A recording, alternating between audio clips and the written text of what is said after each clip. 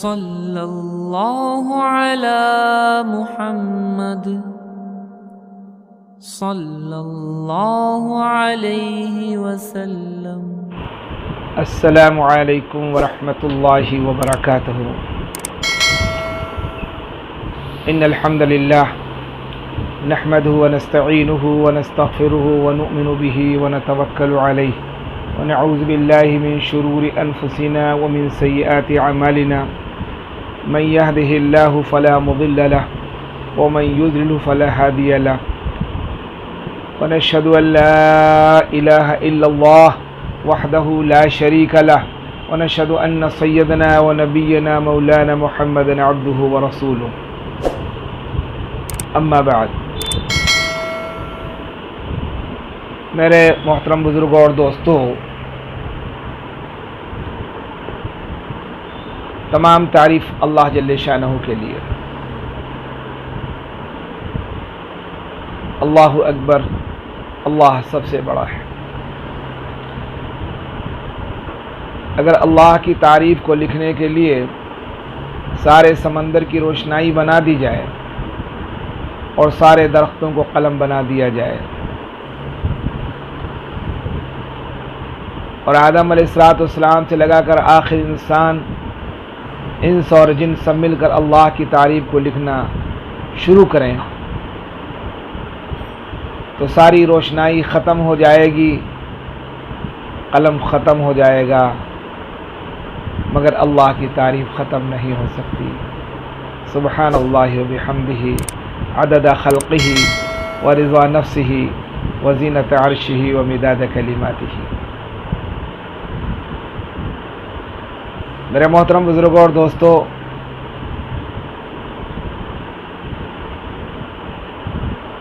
یہ پہلا مہینہ ہے جسے محرم الحرام کہتے ہیں۔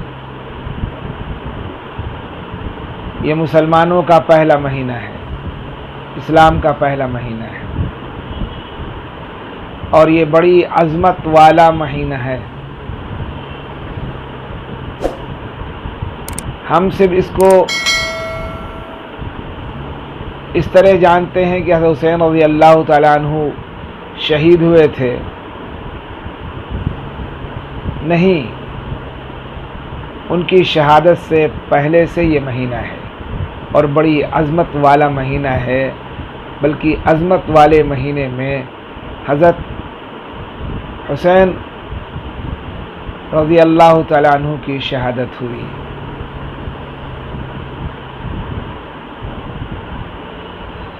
اس مہینے میں کچھ خاص باتیں ہیں جو میں بتاؤں گا، سننے والے اس نیت سے سنیں کہ انشاءاللہ جو کچھ سنیں گے اس پر عمل کریں گے، اور عمل سے ہی زندگی بنتی ہے۔ پورا قرآن پاک پڑھ لیجئے، قرآن کی جس آیت پر عمل ہوگا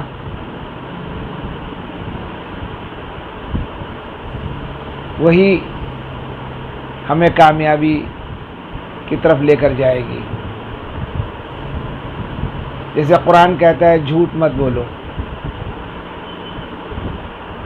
ناپ تول میں کمی مت کرو۔ اب قرآن جو کہتا ہے اگر ہم اس پر عمل کرتے ہیں تو انشاءاللہ جنت میں جائیں گے، اور عمل نہیں کریں گے تو اللہ کے نزدیک کوئی قیمت نہیں انسان کی۔ تو یہ مہینہ بڑی عظمت والا مہینہ ہے۔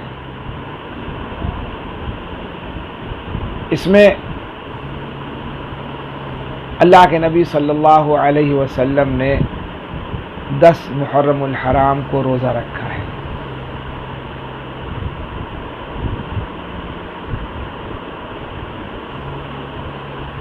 آپ صلی اللہ علیہ وسلم دیکھا کہ یہودی 10 محرم کو روزہ رکھتے ہیں۔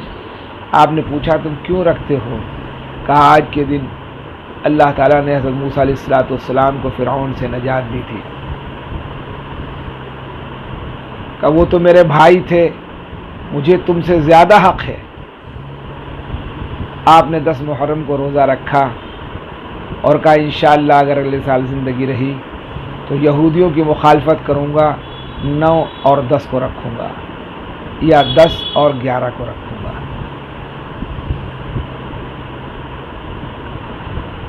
تو ہمیں اس مہینے میں 9 اور 10 کو روزہ رکھنا چاہیے۔ اگر 10 کو رکھیں تو بھی ثواب ملے گا، لیکن 9 اور 10 کو رکھیں یا 10 اور 11 کو رکھیں، یہودیوں کی مخالفت کریں۔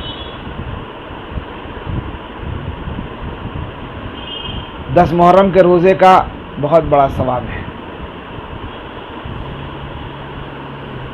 اللہ تعالی ہر مسلمان کو روزہ رکھنے کی توفیق عطا فرمائے، کیونکہ ہمارے آقا جناب محمد رسول اللہ صلی اللہ علیہ وسلم نے روزہ رکھا ہے، ہم بھی رکھیں۔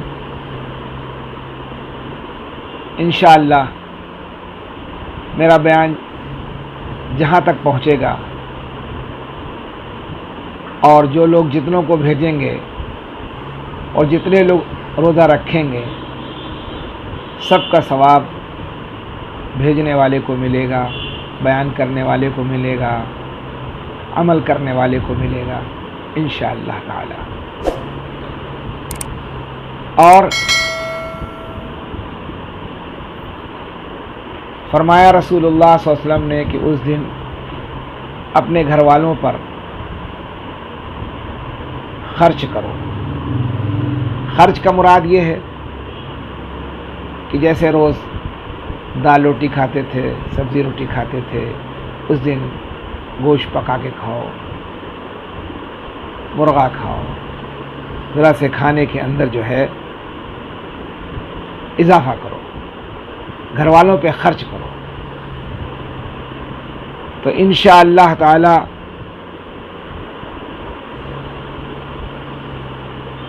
پورے سال بھر تک روزی میں برکت ہوگی، کیونکہ ہمارے نبی صلی اللہ علیہ وسلم نے فرمایا کہ جو شخص اس روز اپنے گھر والوں پر کھانے پینے کی فراغت رکھے، سال بھر تک اس کی روزی میں برکت ہوگی۔ تو کیوں نہ ہم لوگ اس دن ذرا اچھا کھانا پکائیں، تھوڑا زیادہ پکائیں، کچھ غریب اور محتاجوں کو بھی دے دیں، وہ بھی کھا لیں اور ثواب حاصل ہو جائے۔ انشاءاللہ اس حدیث پر بھی ہم لوگ عمل کریں گے۔ اور باقی جو چیزیں ہیں، شربت کا تقسیم کرنا یا تعزیے کا رکھنا یا علم کا اٹھانا، ماتم کرنا، کالے کپڑوں کا اس لیے پہننا غم کے لیے، یہ سب گناہ ہے، اس پر کوئی ثواب نہیں۔ اللہ کے نبی صلی اللہ علیہ وسلم کی حدیث سے کہیں بھی ثابت نہیں ہوتا ہے، یہ سب رسم و رواج اور بدعت ہے، جس کی اصل قرآن و حدیث میں کہیں بھی نہیں آئی ہے۔ اور جو چیز قرآن و حدیث میں نہ آئے اس کا کرنا گناہ ہے، اس کو بدعت کہتے ہیں۔ ہم وہ کام نہ کریں جو ہمارے باپ دادا کرتے چلے آئے۔ ہمارے باپ دادا کوئی عالم دین نہیں تھے، اور جب کوئی پڑھا لکھا نہیں ہوتا ہے تو شیطان اس کو گمراہ کر دیتا ہے، اللہ سے دور کر دیتا ہے، اللہ کے نبی کی سنتوں سے ہٹا دیتا ہے، اور وہ جہنم کی طرف لے کر کے جاتا ہے، کیونکہ شیطان خود جہنمی ہے۔ تو یہ سب شیطانی کام ہے۔ ہمیں جو اللہ کے نبی صلی اللہ علیہ وسلم نے کیا وہ ہم کریں، جو نہیں کیا اس سے باز آ جائیں، یہی دین ہے۔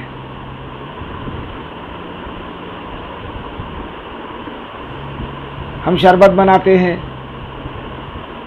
کہ پیاس بجھے گی، یہ سب غلط ہے، حدیث سے کوئی ثابت نہیں ہے سب چیزیں، تو ان چیزوں کو نہ کریں، پیسہ بھی خرچ کریں اور گناہ بھی حاصل ہو، تعزیہ رکھیں، ماتم کریں، یہ سب گناہ ہے۔ فرمایا جو شخص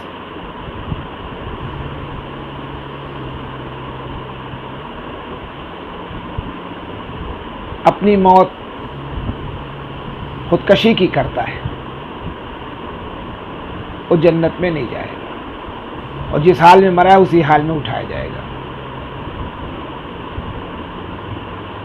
تو جیسے خودکشی کرتے ہیں، اپنے کو تکلیف پہنچاتے ہیں، زہر کھا کر کے، پھانسی لگا کر کے، ندی میں کود کر کے یا آگ لگا کر کے انسان کیا کرتا ہے؟ اپنے کو تکلیف پہنچاتا ہے۔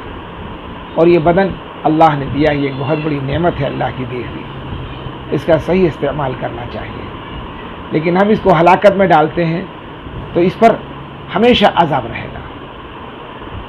ایسے ہی جسم کے ہر حصے پر اللہ کا اختیار ہے، اگر کسی حصے کو پیٹا جائے یا اس پر چاقو چلایا جائے یا اس پر خنجر چلایا جائے یا اس پر ماتم کیا جائے تو یہ بھی اسی دائرے میں آتا ہے۔ معاف کرنا، دین سیکھنا بہت ضروری ہے۔ ہو سکتا ہے بہت سے لوگوں کو بات سمجھ میں نہ آئے، لیکن جب سمجھنے کی کوشش کریں گے تو اللہ ضرور سمجھا دے گا، اللہ ضرور سمجھا دے گا۔ ہم سمجھنے کی کوشش کریں، ہم دین کو سمجھیں، دین کو پڑھیں، علماء دین کی صحبت میں بیٹھیں، ان سے دین کو سیکھیں، ایک ایک چیز کے بارے میں پوچھیں اور پوچھ پوچھ کر ہر کام کو کریں۔ ہمارے اندر پوچھنے کا جذبہ نہیں، بلکہ صحابہ رضی اللہ تعالیٰ عنہ اجمعین کے اندر پوچھنے کا جذبہ تھا، ہر کام کو پوچھ پوچھ کر کرتے تھے۔ اللہ کے نبی صلی اللہ علیہ وسلم پوچھتے تھے۔ اللہ ہمارے اندر بھی یہ صفات ڈال دے کہ ہمارا کام کو علماء سے پوچھ پوچھ کے کرنے والے بن جائیں۔ ہوتا کیا ہے کہ تعزیہ رکھنا ہی گناہ ہے، جسم کو پیٹنا بھی گناہ ہے، اور یہ ساری چیزیں جو ہے یہ گناہ میں شمار ہوتی ہیں۔ ہم شربت بنا کر یہ سمجھتے ہیں کہ کربلا کے پیاسوں کو ثواب ملتا ہے، پیاسے شہیدوں کو، بالکل غلط ہے۔ یاد رکھو، شہیدوں کو شربت نہیں پہنچتا بلکہ ثواب پہنچتا ہے۔ آپ قرآن پڑھیے، آپ نماز پڑھیے، آپ تسبیح پڑھیے، غریبوں کو کھانا کھلائیے، ثواب پہنچتا ہے، شربت نہیں پہنچتا ان تک۔ تو یہ سب رسم و رواج چھوڑ دیں ہم، جو ہم کرتے چلے آ رہے ہیں۔ اس کا اسلام میں کہیں بھی ہم خود دیکھیں کہ اللہ کے نبی صلی اللہ علیہ وسلم کا نواسہ شہید ہوا، حضرت ابو بکر رضی اللہ تعالیٰ عنہ نے، حضرت عمر رضی اللہ تعالیٰ عنہ نے، حضرت عثمان رضی اللہ تعالیٰ عنہ نے، حضرت علی رضی اللہ تعالیٰ عنہ نے، حضرت فاطمہ رضی اللہ تعالیٰ عنہ نے، ان لوگوں نے کیا کیا؟ ہم وہ کریں جو میرے نبی نے فرمایا وہ حق اور سچ ہے، باقی سب جھوٹ ہے، باقی سب غلط ہے۔ اور جو کچھ نبی نے فرمایا اس کو حضرت ابو بکر رضی اللہ تعالیٰ عنہ، حضرت عمر رضی اللہ عنہ، حضرت عثمان رضی اللہ عنہ، حضرت علی رضی اللہ عنہ اور سارے صحابہ نے اس کو اپنایا۔ اس لیے ہمارے نبی صلی اللہ علیہ وسلم چاند کے مانند ہیں اور صحابہ ستارے کے مانند ہیں، ستاروں کے مانند ہیں۔ ہم اتباع کریں صحابہ کی کہ صحابہ نے کیا کیا۔ صحابہ سے بڑھ کر کون ہو سکتا ہے؟ کیا انہوں نے تعزیہ رکھی، علم اٹھایا، ماتم کیا، ڈھول پیٹا، شربت کی سبیل لگائی؟ کچھ نہیں کیا۔ تو ہم کیوں کرتے ہیں؟ اللہ سے توبہ کریں، اللہ سے معافی مانگیں، اللہ سے توبہ کریں۔ یہ سب غلط عقیدہ ہے، شیطان ہم کو گمراہ کر رہا ہے۔ ہمیں ان چیزوں سے اپنے کو بچانا چاہیے۔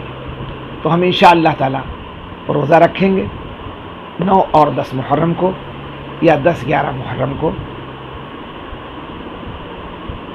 نہ رکھ سکے تو 10 محرم کو ہی رکھ لیں گے، اور نماز کا اہتمام کریں گے، قرآن کی تلاوت کریں گے، تسبیحات کا اہتمام کریں گے۔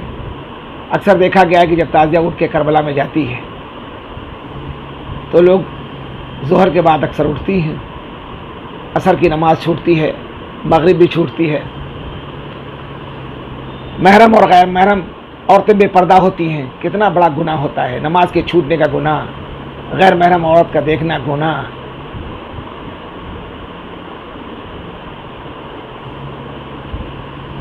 یہ سب گناہ ہے۔ اپنے ہاتھ سے بنائی ہوئی لکڑیوں کو اس پر کاغذ کو مڑ کر کے اور تازیہ بنا کر ہم اس کی پوجا کریں، ہم اس کو کندھوں پہ رکھیں، کہاں کی عقل ہے؟ کہاں کی عقل ہے؟ غور تو کرو، ہم کتنی بڑی گمراہی میں جا رہے ہیں۔ پیسہ بھی خرچ کریں، گناہ بھی حاصل ہو رہا ہے۔ یہ ہمارا تو کام ہے بتانا، عمل کرنا آپ کا کام ہے۔ آپ ہدایت کی طرف بڑھیں گے، اللہ ہدایت دے دے گا انشاءاللہ تعالی، صحیح راستے بتا دے گا۔ نماز مانگو اللہ سے، اے اللہ ہمیں صحیح راستے پر چلنے کی توفیق دے۔ جو آپ نماز پڑھتے ہیں، سورہ فاتحہ پڑھتے ہیں، اس میں کیا کہتے ہیں؟ اہدنا الصراط المستقیم، اے اللہ ہمیں سیدھے راستے پر چلا۔ کون سا راستہ؟ صراط الذین انعمت علیہم، وہ راستہ جس پر تو نے لوگوں کو انعام عطا فرمایا ہے، صدیقین کا، شہداء کا، ان راستوں پہ اللہ مجھے چلا۔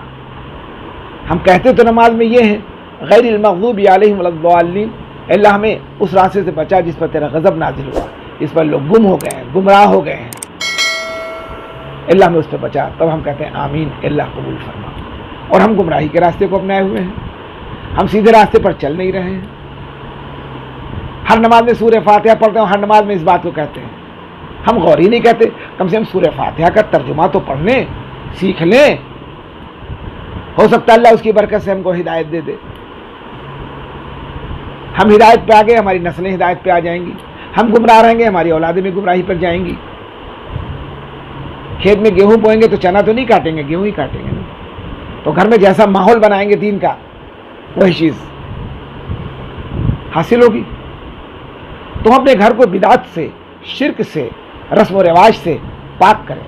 اپنے گھروں میں سرکار دو عالم جناب محمد رسول اللہ صلی اللہ علیہ وسلم کا پاکیزہ طریقہ لائیں۔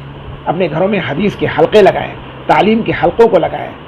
روزانہ 1 حدیث 2 حدیث کو 2 بار 3 مرتبہ پڑھیں، سمجھیں اور غور کریں میری زندگی میں یہ حدیث ہے یا نہیں ہے۔ اگر نہیں ہے تو توبہ کریں، اللہ سے عمل کریں، اور اگر ہے تو اس پر شکر ادا کریں اللہ تعالیٰ کا۔ تو عورتوں کا ویسے بھی میلوں میں جانا سخت منع ہے۔ بے پردگی، نمازوں کا چھوٹنا، ایک فرض نماز چھوٹنے پر کتنی بڑی سزا اللہ کے یہاں ہے۔ اگر معلوم ہو جائے تو کبھی زندگی میں کوئی مسلمان نماز نہیں چھوڑے گا۔ وہ تو مرتے ہی پتہ چلے گا جب قبر میں رکھے جائیں گے۔ تو ہم کو اللہ نے دنیا میں ان اعمال کو کرنے کو بھیجا ہے جس سے ہماری قبر جنت کا باغ بن جائے، اور کل قیامت کے دن ہم رسوائی سے بچ جائیں۔ اللہ اعمال نامہ داہنے ہاتھ میں دے دے جنت کا سرٹیفکیٹ، اور ہم ہنستے ہوئے پلسراتی گھاٹی سے گزر کر جنت میں چلے جائیں۔ اللہ تعالی ہمیں اور آپ سب کو کہنے سننے سے زیادہ عمل کرنے کی توفیق عطا فرمائے۔ اللہ ہمیں بھی ہدایت دے، اور اللہ آپ سب کے لیے ہدایت کے فیصلے فرمائے۔ اللہ تعالیٰ اپنے پیارے نبی صلی اللہ علیہ وسلم کی ساری امت کے لیے ہدایت کے فیصلے فرمائے، قیامت تک آنے والی امت کے لیے ہدایت کے فیصلے فرمائے۔ آمین، اللہم آمین۔ السلام علیکم ورحمۃ اللہ وبرکاتہ۔